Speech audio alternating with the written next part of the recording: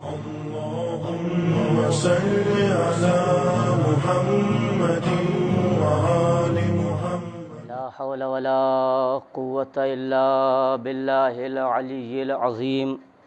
أعوذ بالله من الشيطان اللعين الرجيم. بسم الله الرحمن الرحيم. الحمد لله رب العالمين بارئ الخلائق أجمعين فاطر السماوات والأرضين باعث الأنبياء والمرسلين الذي تفرد بالأولية والقدم ووسما كل شيء ما عداه بالفناء والعدم. ثم الصلاة والسلام والتحية والإكرام على الرسول النبي الأمي القرشي المكي الهاشمي الابتهِ التهامي السيد البهي السراج المضيء الكوكب الدري صاحب الوقار والسكينة المدفون بأرض المدينة العبد المؤيد والرسول المسدد المصطفى الأمجد المحمود الأحمد أبي القاسم محمد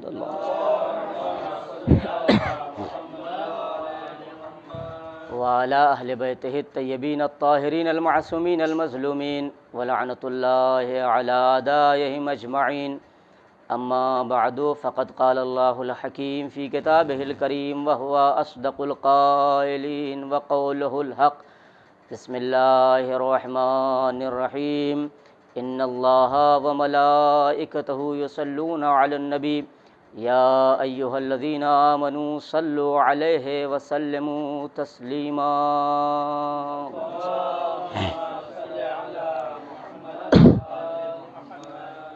قبل اس کے کہ آغاز بیان کیا جائے، آپ حضرات سے گزارش ہے کہ ایک مرتبہ سورہ حمد اور 3 مرتبہ سورہ اخلاص کی تلاوت فرما کر مرحوم صفدر حسین صاحب کی روح کو اصال فرمائیں.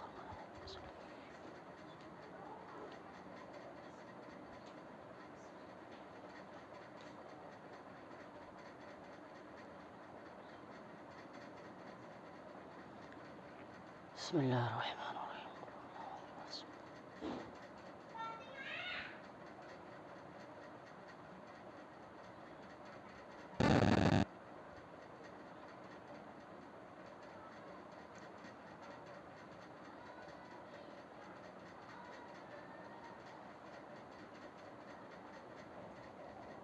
ایک صلوات پڑھ دیں پر محمد و آل محمد.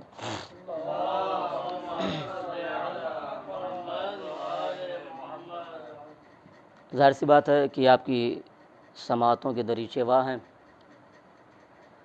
زیادہ دیر انشاءاللہ وقت کا خیال کرتے ہوئے پروردگار عالم اپنے پیغمبر کے لیے یہ ارشاد فرما رہا ہے کہ ان اللہ و ملائکتہ یصلون علی النبی یا ایھا الذین آمنوا صلوا علیہ وسلموا تسلیما. اللہم صلی علی محمد و آل محمد. سورہ احزاب کی 56ویں آیت ہے، جس میں پروردگار عالم مومنین سے خطاب کر کے کہہ رہا ہے کہ بے شک اللہ، ان اللہ و ملائکتہ، بے شک اللہ اور اس کے ملائکہ، یصلون علی النبی، اپنے نبی پر درود بھیجتے ہیں، صلوات بھیجتے ہیں. اب دیکھیے پروردگار عالم نے سارے احکام مومنین سے خطاب کیے. زکوٰۃ دینے کی باری آئی تو کہا آتو زکوٰۃ، تم زکوٰۃ نکالو. نماز پڑھنے کی بات آئی تو کہا اقیموا الصلاۃ، تم نماز پڑھو. حج کی بات آئی کتب علیکم، روزے کی بات آئی کتب علیکم الصیام کما کتب علی الذین من قبلکم، تم ایسے ہی روزہ تمہارے اوپر فرض کیا گیا جیسے پچھلی امتوں پہ فرض کیا گیا تھا. حج کی باری آئی، حج کے لیے لوگوں سے مخاطب کر کے کہا پروردگار عالم، مگر نہ جانے یہ لہجے کا انداز، یہ طرز تکلم، نہ جانے کیسی چاشنی ہے، کیا لہجہ ہے، کیا طرز تکلم ہے، کیا انداز بیان ہے کہ وہ پروردگار عالم جب مومنین سے خطاب کرتا ہے احکام کے لیے تو وہاں ڈائریکٹ کہتا ہے آتو زکوٰۃ، زکوٰۃ نکالو، اقیموا الصلاۃ، نماز قائم کرو. مگر جب پیغمبر پر درود اور سلام پڑھنے کی باری آئی تو مومنین سے یہ نہیں کہا کہ تم پڑھو، پہلے کیا کہا؟ اب ظاہر سی بات ہے، اب اللہ تو یہ نہیں کہے گا میں بھی نماز پڑھتا ہوں تم بھی نماز پڑھو. میں بھی زکوٰۃ دیتا ہوں مگر تم بھی زکوٰۃ دو، نہیں۔ عزیزان گرامی، جب درود و سلام پیغمبر کی بات آئی تو پروردگار عالم نے اپنا مزاج بدلا، اپنا لہجہ بدلا، اپنا انداز گفتگو بدلا، اپنا طرز تکلم بدلا۔ لہجے میں کتنی مٹھاس ہے، انداز بیان میں کتنی چاشنی ہے، وہ اللہ جانتا ہے یا اس کا حبیب جانتا ہے۔ یہی تو طے ہوا، حبیب اور محبوب کی باتیں جب ہوتی ہیں تو وہاں لہجے میں مٹھاس ہوتی ہے، انداز تکلم میں نرمی ہوتی ہے۔ اب مومنین سے خطاب ضرور ہے، مگر یہ نہیں کہا کہ تم صلوات بھیجو، تم سلام بھیجو میرے پیغمبر پر، نہیں، آواز دی ان اللہ و ملائکتہ، بے شک اللہ بھیجتا ہے اور اس کے ملائکہ بھیجتے ہیں۔ پہلے یہ کہا کہ اللہ بھیجتا ہے اور اس کے ملائکہ بھیجتے ہیں تو تم بھی بھیجو۔ ان اللہ، اب آج کل جو اہل بیت کے سلسلے سے لکھا جا رہا ہے کہ انہیں علیہ السلام لکھا جائے، رضی اللہ لکھا جائے، اور کیا کیا کہ، تو دیکھیے تین طرح، مطلب مومنین کے لیے رضوان اللہ لکھا جاتا ہے، ٹھیک ہے، اور ہم اپنے ائمہ کے لیے اور انبیاء کے لیے علیہ السلام یا سلام اللہ علیہ لکھتے ہیں۔ پیغمبر کے لیے صلی اللہ علیہ وآلہ وسلم لکھا جاتا ہے، اور جو صحابہ ہیں ان کو رضی اللہ تعالیٰ کا لکھا جاتا ہے۔ تو یہ چار، علیہ السلام، سلام اللہ علیہ، رضی اللہ۔ تو یہ بتائیے کہ اب یہ جو آج کہا جا رہا ہے کہ اہل بیت کے ساتھ مثلاً علیہ السلام یا سلام اللہ علیہ نہ لگایا جائے، اس کی وجہ کیا ہے؟ آیا ہم علیہ السلام اہل بیت کے ساتھ لکھ سکتے ہیں یا نہیں لکھ سکتے ہیں؟ قرآن میں جو پروردگار عالم نے ارشاد فرمایا ہے وہاں سلام کو مخصوص کیا ہے، صرف انبیاء سے مخصوص نہیں کیا ہے۔ علیکم السلام، صرف انبیاء سے مخصوص نہیں کیا ہے، بلکہ اپنے وہ خاص بندے ہیں اس کے کچھ جن سے اس نے مخصوص کیا ہے۔ ابھی میں دھیرے دھیرے آؤں گا۔ پہلے بات آ جائیے کہ آیا علیہ السلام اہل سنت کی معتبر کتابوں میں ہے کہ نہیں ہے اہل بیت کے ساتھ؟ تو چہاردہ معصومین کو چھوڑ دیجئے، صحیح بخاری میں کم سے کم 34 مقامات ایسے ہیں جہاں انہوں نے اہل بیت اور غیر اہل بیت کے ساتھ علیہ السلام لگایا ہے۔ 34 مقامات ایسے ہیں۔ اب سارے مقامات پڑھنے کی گنجائش نہیں، بس مشاہدے اور شاہد اور گواہ کے طور پر 3 مثال بیان کرتا ہوں۔ میں نے کہا صرف اہل بیت کے نام سے نہیں بلکہ غیر اہل بیت کے ساتھ معصوم، ہمارے نزدیک اہل بیت معصوم ہیں، معصوم کے ساتھ جیسے انبیاء کے ساتھ نہیں، بلکہ ہمارے ائمہ تو انبیاء سے افضل ہے۔ جب انبیاء کے ساتھ علیہ السلام لکھا جا سکتا ہے تو فخر انبیاء کے ساتھ کیوں نہیں لکھا جا سکتا ہے؟ تو جو اہل بیت کے علاوہ بخاری میں 34 مقامات ایسے جہاں انہوں نے لکھا ہے اہل بیت کے ساتھ بھی لگایا ہے، غیر اہل بیت کے ساتھ لگایا ہے۔ پہلا مقام امام حسن علیہ السلام کے لیے بخاری میں لکھا ہے کہ کانا الحسن ابن علی علیہ السلام، دونوں کے لیے لکھا، علیہ السلام لکھا ہے، امام حسن اور مولا کائنات کے لیے، اب دونوں کا نام آ گیا نا، حسن ابن علی آیا ہے۔ کان الحسن ابن علی علیہ السلام یشبہہ، امام حسن کے فضائل میں لکھتے ہیں کہ مولا امام حسن ایسے تھے پیغمبر کے بہت زیادہ مشابہ تھے۔ اب یہاں علیہ السلام انہوں نے لکھا مولا کائنات کے لیے، ان کے لیے، تو یہ ایک دلیل۔ دوسرے، جب جناب ابراہیم پیغمبر کے فرزند جناب ابراہیم کی وفات ہوئی تو انہوں نے وفات کے سلسلے سے لکھا کہ لما توفیا ابراہیم علیہ السلام۔ اب ابراہیم پیغمبر کے فرزند ضرور ہیں مگر کسی تاریخ میں نہیں لکھا ہے کہ وہ نبی ہیں، امام ہیں، پیغمبر ہیں، رسول ہیں، مگر بخاری، صحیح بخاری نے لکھا کہ جناب ابراہیم کی وفات ہوئی تو ابراہیم کے ساتھ انہوں نے علیہ السلام لکھا۔ اور آئیے دوسری کتابوں میں سنن داؤد ہے، ترمذی ہے اور مسند امام احمد ابن حنبل میں ہے، وہ لکھتے ہیں کہ جب خیبر فتح نہیں ہو رہا تھا اور 40 دن گزر گئے تھے تو پیغمبر نے اعلان کیا کہ کل میں اسے، عربی بول لا اوتین الرایۃ غدا رجلا کرارا غیر فرار یحب اللہ ورسولہ، یحبہ اللہ ورسولہ، میں کل علم ایسے کو دوں گا جو کرار ہوگا، مرد ہوگا، بڑھ بڑھ کے ہمراہ کرے گا اور میدان سے واپس نہیں آئے گا، اللہ اس سے راضی، اس کا رسول اس سے راضی، وہ اللہ سے محبت کرتا ہے۔ اور پھر انہوں نے لکھا کہ جب صبح ہوئی علیہ السلام کی بات کر رہا ہوں، مسند احمد ابن حنبل میں انہوں نے لکھا جب صبح ہوئی تو پیغمبر نے بلا فصل کا کیا کہا، فدعا علی علیہ السلام، علم دینے کے لیے پیغمبر نے کسی اور کو نہیں بلایا، علی علیہ السلام کو بلایا۔ تو یہاں بھی علی کے ساتھ علیہ السلام، مسند امام احمد بن حنبل، سنن ترمذی، اس میں بھی انہوں نے لکھا ہے، ایک باب شہزادی کے سلسلے سے لکھا ہے، اور اس باب کی ہیڈنگ جو لکھی ہے، باب فضائل السیدہ فاطمہ علیہ السلام۔ تو ترمذی، اب اتنی کتابیں اپنی دلیل اور اپنی بات رکھنے کے لیے کافی ہے کہ دیکھیے صرف ہم اپنے ائمہ کے ساتھ علیہ السلام یا سلام اللہ علیہ نہیں لگاتے، بلکہ تمہاری کتابوں میں بھی لکھا ہے کہ یہ علیہ السلام ہے، یہ علیہ السلام ہے۔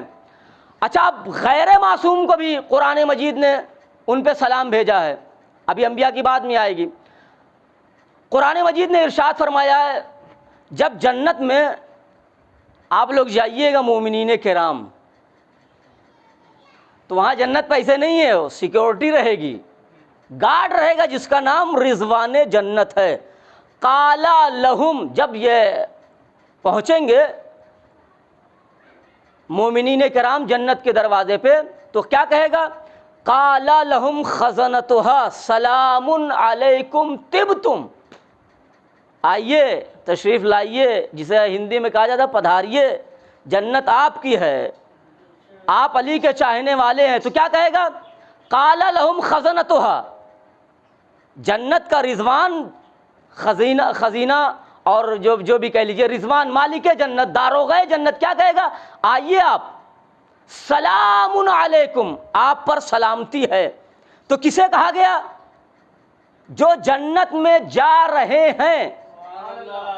اور جنت میں کون جاتا ہے، جب سارے اعمال سے فارغ ہو جائے گا، نماز، روزہ، ولایت، صراط، حساب کتاب، محشر، میدان محشر، بھوک پیاس دھوپ، سارے ہنگام سے فارغ جب ہو جائے گا تب جنت میں جائے گا، تب جنت میں جائے گا۔ تو جنتیوں پر رضوان جنت کہہ رہا سلام علیکم، آپ پر سلامتی ہو۔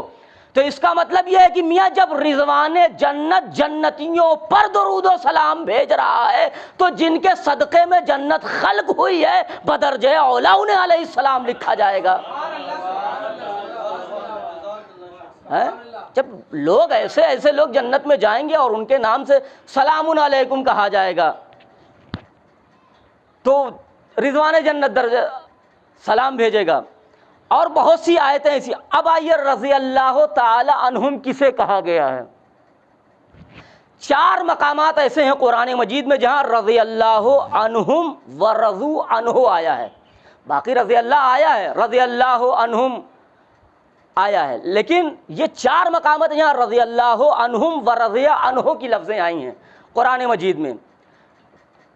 سورہ بینہ میں ایک صرف شاہد کے مثال کے طور پر شاہدن پیش کرتا ہوں کہ پروردگار عالم ارشاد فرمائے ان الذین آمنوا وعملوا الصالحات اولئک ہم خیر البریہ، جو ایمان لائے اور عمل صالح کرتے ہیں وہ کیا ہیں، وہی لوگوں میں سب سے بہتر ہیں، لوگوں میں وہی سب سے بہتر۔ اب جزاؤہم عند ربہم جنات تجری من تحتہا الانہار خالدین فیہا ابدا رضی اللہ عنہم ورضوا عنہ ذالک لمن خشی ربہ۔ اتنے صفات کے بعد جنت میں جائیں گے، اتنے صفات کے بعد جب جنت میں، پہلے کیا ہے، ان الذین آمنوا، ایمان لائیں گے، عمل صالح کریں گے، اولئک ہم خیر البریہ، پھر ان کے لیے ثابت کیا جائے گا یہی سب سے بہتر ہے لوگوں میں۔ پھر اللہ کہے گا تمہاری جزا جنت ہے، پھر اللہ تم سے راضی ہے اور تم اللہ سے راضی ہو۔ اس کے بعد کیا کہے گا، ذالک لمن خشی ربہ، یہ وہی افراد ہیں جو اللہ سے ڈرتے ہیں۔ اتنی صفتیں۔ تو عزیزان گرامی، جو اللہ سے ڈرے اسے متقی کہا جاتا ہے، امام المتقین نہیں کہا جاتا ہے۔ جب متقی جنت میں جائے گا اس کی جزا یہ ہے وہ اللہ سے راضی ہوگا۔ یہی تو فرق ہے متقی اور امام المتقین میں۔ متقی جب جنت میں جائے گا تو اسے رضی اللہ کہا جائے گا، اور امام المتقین کے لیے علیہ السلام کہا جائے گا۔ یہ فرق ہے۔ تو امام المتقین کے لیے علیہ السلام کہا جائے گا، جنت میں گئے، یہ کیا ہے؟ جزاؤہم، یہ ان کی جزا ہے۔ ظاہر سی بات ہے جو جنت میں جائیں گے وہ اور ہیں، اور جن کے صدقے میں جنت خلق کی گئی ہے وہ اور ہیں۔ اسی لیے تو پیغمبر نے ارشاد فرمایا الحسن والحسین سیدا شباب اہل الجنہ وابوہما خیر منہما۔ حسن اور حسین جنت کے جوانوں کے سردار ہیں، تو جو جنت میں جائے گا عمل کی بنیاد پر، ایمان کی بنیاد پر، خشیت خدا کی بنیاد پر، خوف پروردگار کی بنیاد پر، تقوی کی بنیاد پر، وہ متقی ہوگا، وہ جنت میں تو جا سکتا ہے مگر سردار نہیں بن سکتا۔ جو سردار ہیں انہیں علیہ السلام کہا جاتا ہے، اور جو جنت میں جانے والے ہیں انہیں رضی اللہ عنہم کہا جاتا ہے۔ تو اب قیامت تک جو رضی اللہ کہتے ہیں جسے، اور ہم جسے علیہ السلام کہتے ہیں، اگر ان کا تقابل کرنا چاہیں تو تقابل نہیں ہو سکتا، اس لیے کہ سردار اور ہوتے ہیں، جنتی اور ہوتے ہیں۔ اسی لیے تو بات جب آ گئی جناب آدم کو جنت سے نکالا گیا تو لباس بھی اللہ نے چھین لیا، کہا لباس اتار کے جائیے، لیکن جب شہزادے مچل گئے اور عید کا دن آیا تو قدرت نے کہا رضوان جنت درزی بن کے جاؤ، دنیا کو فرق بتانا تھا، آدم اور ہے، فخر آدم اور ہے۔ ایک صلوات پڑھ دیجئے بر محمد و آل محمد۔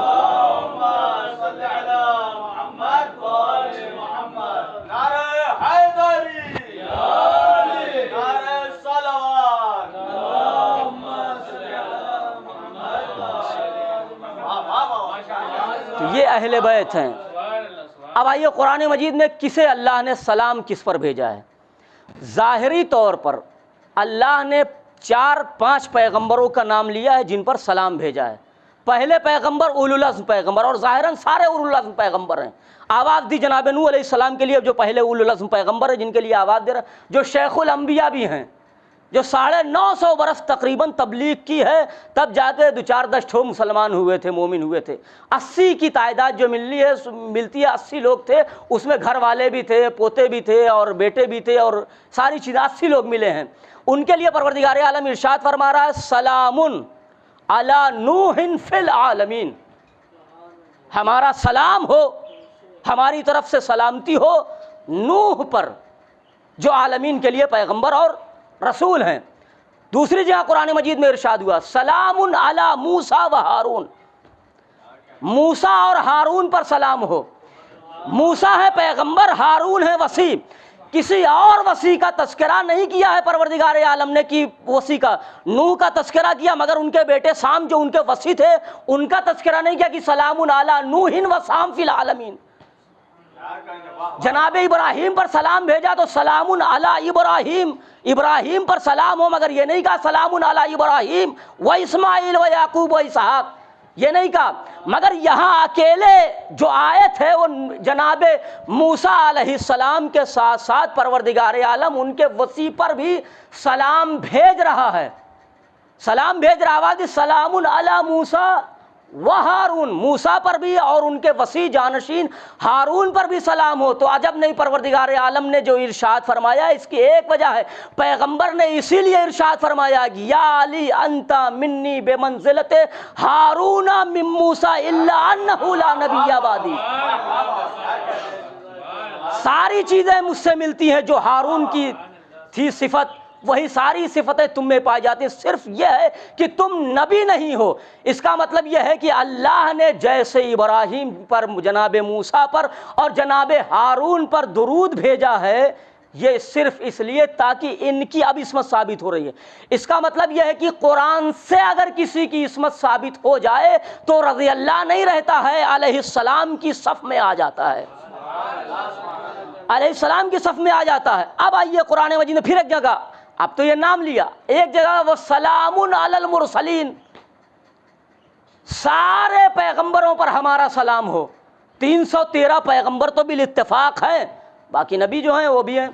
313 پر بھی سلام علی المرسلین، سارے پیغمبروں پر ہمارا سلام ہو۔ اب آل محمد پر ایک جگہ سلام بھیجا گیا، سلام علی الیاسین۔ اب اس میں اختلاف ہے، کوئی ال پڑھ رہا ہے، کوئی آلے پڑھ رہا ہے، کوئی کچھ مراد لے رہا ہے، مگر اکثر مورخین نے یہ کہا ہے کہ یہاں یاسین سے مراد پیغمبر ہیں، یاسین والقرآن الحکیم انکا لمن المرسلین۔ یہاں یاسین سے مراد پیغمبر ہے، اور ال یا آل سے مراد آل محمد۔ خود مولا کائنات کہتے ہیں، جب آپ سے پوچھا گیا یا آل یاسین یا ال یاسین سے کیا مراد ہے، تو امام نے فرمایا نحنو آل محمد، ہم آل محمد یاسین سے مراد ہیں۔ تو بات طے ہو گئی، اگر قرآن کسی کی عصمت کی گواہی دے تو اسے رضی اللہ نہیں لکھا جاتا ہے، علیہ السلام لکھا جاتا ہے۔ اور ہمارا یہ کہنا ہے کہ ہمارے پیغمبر حبیب کبریا سرکار دو عالم تاجدار مدینہ کالی کملی والے طٰہٰ یاسین مزمل مدثر سارے نبیوں سے افضل ہیں۔ تو جب پیغمبر سارے نبیوں سے افضل ہیں تو جو ان کی آل ہے اور قرآن نے ان پر صلوات اور درود بھیجا ہے وہ بھی سب سے افضل مانے جائیں گے۔ اسی لیے جس طرح سے آدم پر سلام، نوح پہ سلام، ابراہیم پر سلام، موسیٰ پہ سلام اور عیسیٰ پر بھی سلام ہے، دو جگہ، ایک جگہ جناب عیسیٰ علیہ السلام خود کہہ رہے ہیں کہ مجھ پر سلام علی یوم ولدت و یوم اموت و یوم ابعث حیا۔ یہ جناب عیسیٰ علیہ السلام کہہ رہے ہیں میرا سلام ہو مجھ پر جس دن میں پیدا ہوا، جس دن دنیا سے جاؤں گا اور جس دن دنیا سے میں دوبارہ مبعوث کیا جاؤں گا۔ اور قرآن مجید نے ایک بار پھر ان کے لیے کہا سلام علیہ یوم ولد، جس دن یہ پیدا ہوئے، یوم یموت یوم یبعث حیا، دو جگہ۔ تو اس کا مطلب ہے اولو العزم پیغمبروں پر قرآن مجید نے سلام بھیجا ہے۔ تو اب نبیوں کی بات نہیں ہے، رسول کی بات ہو رہی ہے، اور اولو العزم پیغمبروں کی بات ہو رہی ہے کہ ان پر سلام قرآن مجید نے بھیجا ہے۔ اور آل یاسین سے مراد آل محمد ہے، اور ہمارے پیغمبر سب سے افضل ہے۔ تو اب آل محمد انبیاء سے افضل نہیں ہے بلکہ سارے رسولوں اور پیغمبروں سے افضل ہیں۔ ایک صلوات پڑھ دیجئے بر محمد و آل محمد۔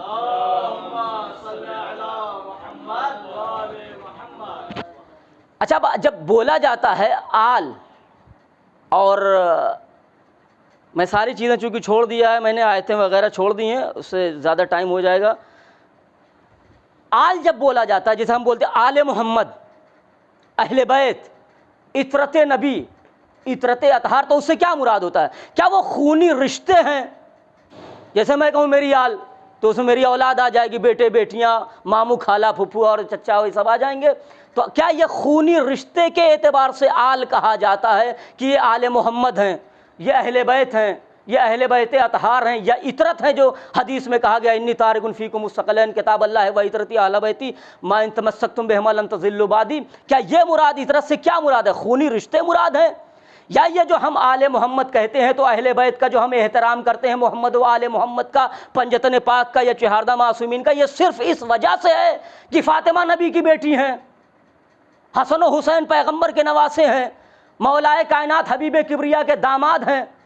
اچھا، اور ایک بات ہے بھی، اگر سسر ایسا ہو تو فخر کرنے کی بات ہے، اور اگر داماد علی جیسا ہو فخر کرنے کی بات ہے۔ تو کیا ہم اس بنیاد پر، خاندانی رشتے کی بنیاد پر، فاطمہ بیٹی ہے تو ان کا احترام کر رہے ہیں، حسن و حسین کا احترام کر رہے ہیں، مولا کائنات کا احترام کر رہے ہیں، یا جتنے ائمہ ہیں سب کا احترام کر رہے ہیں؟ عزیزان گرامی، کا نہیں، خونی رشتے کی بنیاد پر آل محمد کا احترام نہیں ہوتا ہے۔ ایک صلوات پڑھ دیجئے بر محمد و آل محمد۔ خونی رشتے کی بنیاد پر ہم آل محمد کا احترام نہیں کرتے ہیں۔ چہاردہ معصوم یا پنجتن پاک کو سر آنکھوں پر اس لیے نہیں بٹھاتے ہیں کہ وہ فاطمہ نبی کے بیٹی ہیں۔ ہاں، نبی کی بیٹی ہیں، احترام کے قابل ہے، ایسا نہیں ہے۔ حسن و حسین نواسے ہیں، پیغمبر کے احترام کے قابل ہے۔ علی داماد پیغمبر ہیں، احترام کے قابل ہیں۔ مگر جو اسلام میں نبوت و خلافت اور وصایت کا جو درجہ دیا جاتا ہے امامت کا، یہ صرف اس وجہ سے نہیں ہے کہ خاندانی رشتہ ہے، پیغمبر کے رشتہ دار ہیں، خونی رشتہ دار ہیں۔ تو اہل بیت اور آل محمد اور اطرت کہنے کا مقصد یہ ہوتا ہے کہ خونی رشتے کی بنیاد پر احترام نہیں دیا جا رہا ہے، ورنہ اگر خونی رشتے کی بنیاد پر احترام دیا جاتا تو نوح کا بیٹا زیادہ احترام کے قابل تھا۔ انہو عمل غیر صالح، یہ بیکار عمل ہے، یہ عمل صالح نہیں، یہ ڈوب گیا۔ اس کا مطلب یہ قرآن کی نظر میں خونی رشتے کی اہمیت نہیں ہے، اگر اسے کوئی منصب اور درجہ دینا ہو تو کیوں ہم آل محمد کا احترام کرتے ہیں؟ عزیزان گرامی، جب ہم آل محمد اور اہل بیت اور اطرت کہتے ہیں، اطرت محمد کہتے ہیں، آل محمد کہتے ہیں، اس کا مطلب یہ نہیں ہوتا خونی رشتے کی بنیاد پر ہم کہہ رہے ہیں، بلکہ مراد ہماری یہ ہوتی ہے جو فکر محمد کی ہے وہی آل محمد کی ہے، جو کردار محمد کا ہے وہی آل محمد کا ہے، جو سوچ محمد کی ہے وہی آل محمد کی سوچ ہے، جو خیال محمد کا ہے وہی آل محمد کا ہے۔ عزیزان گرامی، بس فرق اتنا ہے کہ زمانے بدلتے رہے، حالات بدلتے رہے، پیکر بدلتا رہا مگر کردار کی صورت نہیں بدلی۔ پیکر بدلتے رہے، کبھی علی کی شکل میں محمد کا کردار آیا، کبھی حسن کی شکل میں آیا، کبھی حسین کی شکل میں آیا، کبھی باقر کی شکل میں آیا، کبھی زین العابدین، قالب اور پیکر بدلتے رہے مگر کردار کا معیار وہی ہے، جو پہلے محمد کا کردار ہے وہی آخری محمد کا کردار ہے۔ پیکر بدلا ہے مگر سوچ نہیں بدلی، پیکر بدلا ہے مگر انداز نہیں بدلا ہے، پیکر بدلا ہے مگر خیال نہیں بدلا ہے۔ اور شاید یہی وجہ ہے جب کسی کو کسی کی جگہ بٹھایا جاتا ہے تو ہم خیال ہونا ضروری ہے۔ ذاکر کی جگہ ڈاکٹر کو نہیں بٹھایا جائے گا، ڈاکٹر کی جگہ ذاکر کو نہیں بٹھایا جائے گا، شاعر کی جگہ ذاکر کو نہیں بٹھایا جائے گا، بلکہ اس کا ہم منصب ہونا ضروری ہے، ہم خیال ہونا ضروری ہے، ہم فکر ہونا ضروری ہے۔ اور 14 صدیوں سے ہم یہی کہتے آ رہے ہیں کہ پیغمبر کو تم پیغمبر کی جگہ کسی کو بھی بٹھا لو، ہمارا کوئی اعتراض نہیں ہے، مگر پیغمبر کی جگہ پر ایسوں کو بٹھانا جو ہم خیال پیغمبر ہو، ہم فکر پیغمبر ہو۔ اور شاید یہی وجہ ہے جب پیغمبر کی جگہ دنیا والوں نے ایسے کو بٹھا لیا جن کا کردار نہ پیغمبر سے ملتا تھا، جن کی سوچ نہ پیغمبر سے ملتی تھی، جن کی فکر نہ پیغمبر سے، تو اتنی تبدیلیاں دنیا میں آ گئیں۔ اگر آل محمد کو بٹھایا جاتا تو یہ تبدیلیاں نہ آتی۔ اسی لیے امام نے فرمایا مولا کیا غدیر کے کیا معنی آپ کو خلیفہ بنایا گیا، خلیفہ نصب کیا گیا؟ تو امام فرماتے ہیں اگر میری ولایت پر ساری دنیا جمع ہو جاتی لَأَكَلُوا مِن تَحْتِهِمْ وَفَوْقِهِمْ، تو وہ خدا کی نعمتوں کو دنیا سے بھی اخذ کرتے، آسمان سے بھی نازل ہوتی، زمین کا سینہ چیر کر بھی نکلتی۔ تو آل محمد کا مطلب یہ نہیں ہے کہ خون کی اور رشتہ داری کی وجہ سے آل محمد کا احترام ہو رہا ہے، نہیں، بلکہ ہم خیال پیغمبر، جو پیغمبر کا خیال، جو پیغمبر کی فکر، جو پیغمبر کی سوچ، وہی آل محمد کی۔ تو آل محمد فخر انبیاء، مرسلین کے سردار ہیں۔ بس میں نے ختم کیا جانی، علیہ السلام تھے، ہیں اور قیامت تک رہیں گے۔ ہماری ذات پہ کوئی اثر نہیں پڑتا، ہاں اتنا ضرور واضح ہو جاتا ہے کہ آپ کا مسلک کون سا ہے۔ میں اکثر کہا کرتا ہوں آپ کسی کو بھی رضی اللہ کہیے، ہمارا کچھ نہیں جانتا، ایرے کو، غیرے کو، نتھو خیرے کو، لولے کو، لنگڑے کو، کالے کو، گورے کو، جس کو چاہیے رضی اللہ اور علیہ السلام لکھیے، ہمارا کوئی نہیں بگڑتا، ہمارا کچھ نہیں جاتا ہے، مگر تمہارے کردار کا پتہ چل جاتا ہے کہ تمہارے یہاں رضی اللہ کا معیار کیا ہے، کم سے کم تمہاری حیثیت کھل کے سامنے آتی ہے۔ بس میں نے ختم کیا، ایصال ثواب کی مجلس ہے، اور ایک بیٹے نے اپنے بڑے ابا کے لیے اس غریب الوطنی میں ایصال ثواب کی مجلس رکھی ہے۔ دنیا میں آدمی آیا ہے، دنیا سے جانا ہے، سب کو جانا ہے دنیا سے، کوئی یہاں دائمی رہنے نہیں آیا ہے۔ عزیزان گرامی، دنیا سے لوگ چلے بھی جاتے ہیں، چاہے چھوٹا ہو یا بڑا ہو، بڑے شہر کا ہو یا چھوٹے شہر کا ہو، مگر جب تجہیز اور تکفین کی بات آتی ہے تو پورا گاؤں اکٹھا ہو جاتا ہے۔ فلاں مر گیا چلو اس کے جنازے میں چلتے ہیں، فلاں کا انتقال ہو گیا چلو اس کے یہاں پرسہ دینے چلتے ہیں، فلاں کا انتقال ہو گیا چلو ہم تجہیز و تکفین میں ہاتھ بٹاتے ہیں۔ یہ دنیا کے ہر چھوٹے سے چھوٹے، اور اسی لیے شہزادی زینب نے بھی کہا تھا بھیا میں تیرا عریاں لاش دیکھ کے، شہزادی نے لاش امام حسین کو جب عریاں دیکھا تو یہ بلک کے روئیں، کہا بھیا اگر میرے سر پہ چادر ہوتی تو میں تیرے جسم اطہر پر ڈال دیتی، مگر بھیا یہ تیری زینب کی مجبوری ہے کہ میرے سر پہ چادر بھی نہیں ہے۔ تو دنیا سے جب بھی کوئی جاتا ہے تو اس کی تجہیز، تکفین، نماز جنازہ سب پڑھائی جاتی ہے، اور لوگ پرسہ بھی دینے آتے ہیں، سب شامل بھی ہوتے ہیں، مگر ایک دنیا کا واحد انسان وہ سید سجاد ہے کہ بیٹا ہے، باپ کی میت سامنے سرزمین کربلا پہ پڑی، یہ 11 محرم ہے۔ اب آپ اندازہ کیجئے اگر کسی کے باپ کا جنازہ بے غسل و کفن پڑا ہو تو اس کی کیا کیفیت ہوتی ہے، یا تو وہ جس کے باپ کا جنازہ ہو وہ بتا سکتا ہے، یا جس کے سامنے اس کے باپ کی میت پڑی ہو وہ بتا سکتا ہے، کوئی دوسرا اندازہ نہیں لگا سکتا ہے۔ آج تک کوئی تاریخ میں ایسا جنازہ گزرا ہی نہیں ہے کہ جس کا جنازہ پڑا ہو اور بیٹے موجود ہوں اور انہیں غسل و کفن دینے سے روکا جا رہا ہو۔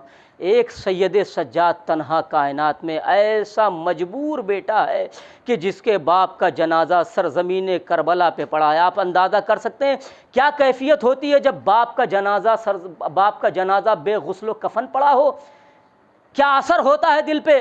یہ سید سجاد کے کلیجے سے پوچھے، جب امام سید سجاد کو 11 محرم کو کربلا سے گزارا جا رہا تھا تو ایک مرتبہ باپ کی بے غسل و کفن میت دیکھ کے نہ جانے سید سجاد کے کلیجے پہ کیا گزری کہ ایک مرتبہ امام کے چہرے کا رنگ بدل گیا۔ چہرے کا رنگ بدلنا تھا کہ شہزادی زینب بھاگ گئی، کہا میں ایک مرتبہ اپنے کو اونٹ سے گرایا شہزادی نے تاکہ سید سجاد کی توجہ میری طرف ہو جائے۔ ایک مرتبہ جیسے ہی اونٹ سے گرایا سید سجاد قریب آئے۔ اب آپ اندازہ لگائیے کہ باپ کی میت بیٹے کے سامنے جب بے غسل و کفن پڑی ہو تو کیا کیفیت ہوتی ہے۔ ایک مرتبہ جیسے ہی شہزادی نے اپنے کو اونٹ سے گرایا، سید سجاد قریب آئے، آواز دی پھوپھی اماں اب آپ نے اپنے کو اونٹ سے کیوں گرا دیا؟ آواز دی میرے لال میں نے دیکھا کہ تیرے چہرے کا رنگ متغیر ہو رہا ہے میرے لال سجاد، کہیں ایسا نہ ہو میں نے محسوس کیا کہ عالم غربت میں تم بھی ہمارا ساتھ چھوڑ دو۔ سید سجاد نے عجیب فقرہ کا آواز دی، اے پھوپھی اماں ارے وہ بیٹا کیسے برداشت کرے کہ جس کے باپ کا جنازہ سرزمین کربلا پہ بے غسل و کفن پڑا ہو اور بیٹا اتنا مجبور ہو کہ ہاتھوں میں ہتھکڑیاں، پیروں میں بیڑیاں، گلے میں خاردار توق۔ اے پھوپھی اماں میرے بابا کی میت ہے، سجاد اتنا مجبور، وسیع ظلم و یم، انا للہ و انا الیہ راجعون۔ الہی بحق زہرا وابیہ وبالہ وسر المستودع فیہا، پروردگارہ تجھے واسطہ محمد و آل محمد کا ہمارے اس قلیل سے عبادت کو شرف قبولیت عنایت فرما۔ پروردگارہ جہاں کہیں بھی شیعان حیدر قرار ان کی جان و مال، عزت و آبرو کی حفاظت فرما، مقامات مقدسہ کی حفاظت فرما، علماء اعلام کا سایہ ہمارے سروں پر باقی رکھ۔ پروردگار اس موذی مرض کا خاتمہ فرما، امام زمانہ کے ظہور میں تاجیل عنایت فرما، ہمیں ان کے اعوان و انصار میں شمار فرما۔ ربنا وتقبل دعا۔ آپ حضرات سے گزارش ہے کہ مرتبہ سورہ حمد اور 3 مرتبہ سورہ اخلاص کی تلاوت فرما کر مرحوم کے لیے اور تمام مومن مومنات جو مولا کائنات کی ولایت میں مریں سکیں۔